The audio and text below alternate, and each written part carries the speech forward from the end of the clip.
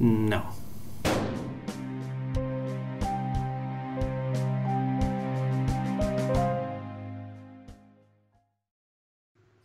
Hello, everyone, and welcome back to Zero Interest. This is take two of this with episode 10 Storyteller. Uh, Okay, so, let's be honest. Of all the episodes we could have had to have done twice, at least it's this one where there isn't actually that much to talk about. yes, this is the better option as opposed to other options. Let's hope my audio isn't dying again. Can you imagine if we had to do the last one twice? Oh, Yeah, that would have been bad. But this one's fine. So, yeah. Same order as I did it last time. Background stuff. Omniscient guy figures out what is going on with Dekim and Nona.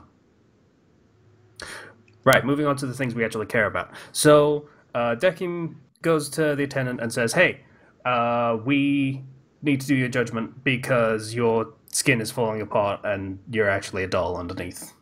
Because that's what you can see. She's a human doll." can't be around here forever Yeah. because, like, that doesn't work. That's not part of the rules. Yep. Sorry. Rules are there probably not for the sake of just enforcing the rules, and more likely because this is just a fundamental aspect of reality, and that's how it works. Yeah. So, there is a guest coming in, and they will be judged alongside the attendant. And it's an old Mhm. lady, and she's little and nice and sweet, and she's like, "Yeah, okay, I'll play a game. It's fine. I'm okay with this. I'm Dekim has entirely okay with elected this." Dekim has elected to not get any memories, and he wants to do a judgment because he believes that the previous judgments were flawed because, as the attendant was arguing, maybe they were just creating darkness in people rather than just drawing it out, stuff that was already there. So let's just try, without any memories, without any tricks or death or pain, let's just try a normal game, and we'll see how it goes. Hmm. And we'll play some old maid with an old lady and the attendant. So, Oh, and I think it was. Yeah, I think Nona was doing something in the background where she wanted to get all of the attendant's memories or something. I think that yeah, she was happened. trying to, yeah, because the attendant, she was trying to just piece together all of her memories and being like, so that way we can actually judge her, um, get the full thing going. Yeah, because she's a weird one and requires special attention. Um, so, they play Old Maid in the bar, Deckim and the two judges. And the old lady makes a joke. "Ah, it's me." Old maid. Yeah. Uh, so it's a card game. You make pairs from each other's hands, and the person with the joker at the end is the loser. Um, Mhm. so they play, and the cards have things on them that are about their previous lives, and the attendant only gets stuff about Chavo, the stupid book, There is a card with ice skates on it. which is also from Chavo. Nah, that specific one is Yeah, differently drawn. if you say so. But there was a whole thing about ice skating in Chavo as well. Yeah. Um, But it, and it, it gets a slight amount of special attention when she has it, that was the like she's about Joker. to remember something. That was the Joker. I swear I And remember it. the old lady gets cards about. She was an animator, so she gets all of her old drawings on the cards, and that's it. She's like, "Oh, that's very nice. It's, yay!" And she sees the card, the Chavo card, and she's like, "Oh, I know this. This is Chavo." And the attendant's like, "You remember this?" And she's like, "Yeah, I loved it so much because um, the thing about the little girl not being able to hear is really symbolic of like a smile is able to be understood in every language. Like anyone can understand a smile." Made this joke last time. Yeah. Blind people. Blind people. Guys can't see the smile, so yeah.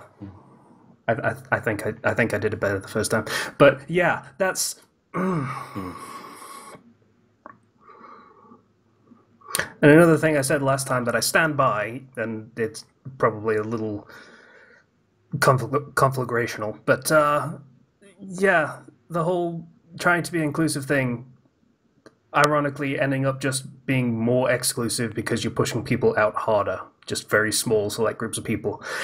Not intentionally, but it just happens because that's how the world works. And yeah, Yeah, that's always been weirdly funny and sad at the same time to me.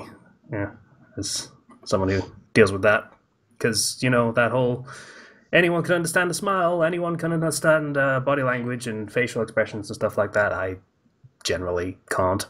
Um, I mean the one thing everyone can understand, if I'm trying to, technically it would be like a hug.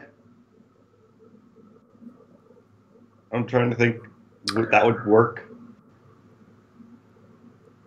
I'm sure there are some people that don't have tactile sensation that are feeling very hard done by you right now. But yeah, I don't think. that's the thing. I'm trying to think. Is there just one thing that works for everyone? Because I really can't think of anything, and I'm struggling. Yep. Um, The intent is there, but the intent is only like it only gets you so far, and funnily enough, it can just push people further away. It's a sad fact of life. because like Um, even with a hug, there's cultural contexts in which a hug is completely inappropriate, yep. and that doesn't work at all. Yeah. And so it's like Funnily enough, people, Japanese people, generally speaking, not big fans of hugs. They don't like those. yeah. So it's a case where there is no universal thing. Like I understand the purity behind a smile being something that is, you know, it is evident of good intent and joy, but at the same time, you can fake a smile. Yeah.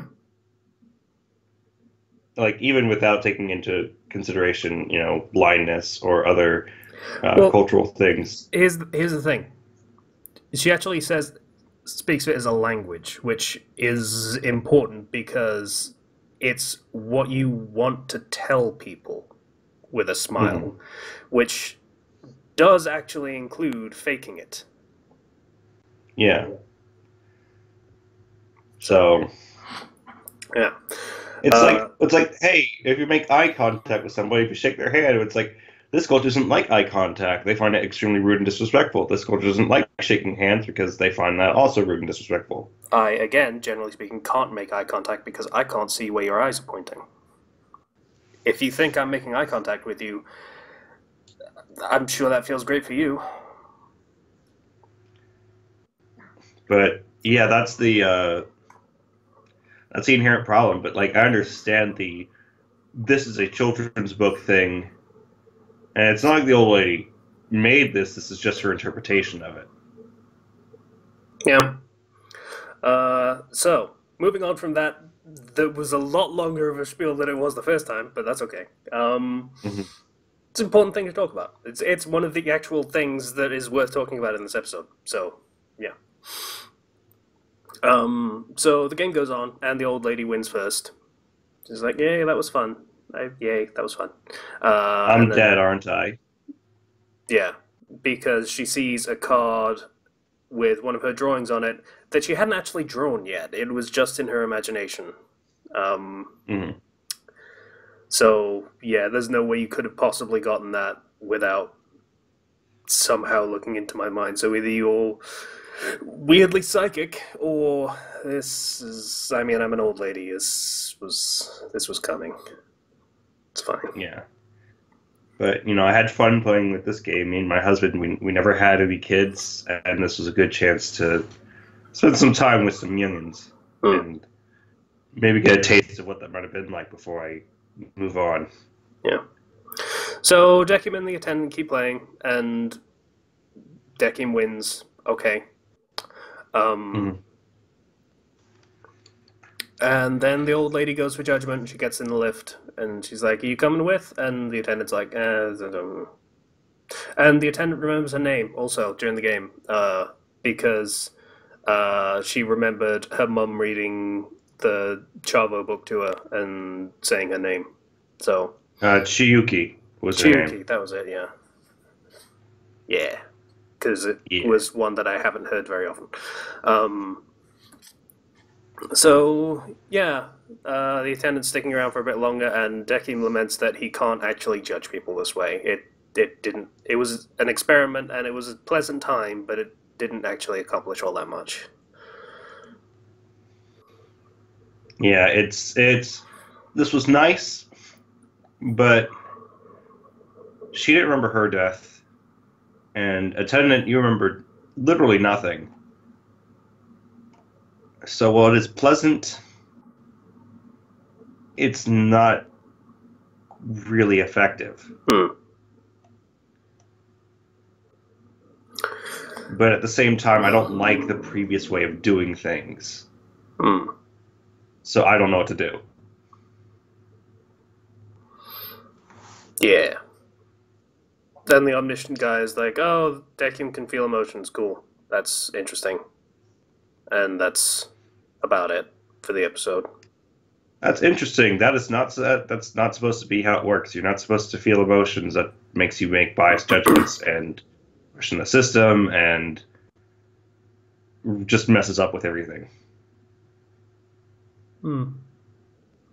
Yeah, that rule that arbiters can't have emotions actually wasn't really a rule, as in you shouldn't do this, as in you can't do this, was supposed to be the intent. Like, dolls can't have emotions was the thing. But I believe, like, because they are dummies is, that's a reason why. But I think the real intent there is it ties into the previous rule, which is they can't die. They can't die because it would bring them close to humanity. By feeling emotions, your judgments have the possibility of being flawed or biased. Yeah. It takes you too close to humanity. Yeah, but that's probably not really a judgment of Dekim specifically as Dekim, but more of how the hell did we make one that can feel? That's strange. Like, the implication that we've gotten through the entire series is Dekim was always able to feel emotions. As was, what's his name, redhead guy, but that's probably more of a writer foible than anything else. But Dekim explicitly was supposed to be like, yeah, he totally feels emotions and has this whole time. So, yeah, something in the process of making Dekim, however that works, probably went wrong. To their perspective. There's a brief explanation, I believe, later on how arbiters come to be. But I think I won't say any more on that topic because I feel like this sets up a lot, and it's like we're going to answer some of those questions in this season, and next season we'll get a lot more answers. They're not getting. It's been 3 years since it's been 3 years since this anime came out. There's not going to be a second season. Yeah. I will reserve judgment on how pointless all of this background stuff was, depending on how it shakes out in the last 2 episodes. Because Zero said previously that some of it pays off a bit. So we'll see whether that was in any way worth it for all of the time they wasted on it. Yeah. The real thing I really like about the last 2 episodes is when we actually start to get into the attendance story, because I believe that story has some power to it. But if I look at it with a critical eye, I'm afraid it will fall apart. Is the thing. Because when you typically are watching an anime, like I typically tend to turn that critical eye down a bit if I'm not like looking at for the express sake of criticism. So we'll see how well it shakes out. I tend to have trouble turning that off, so that's.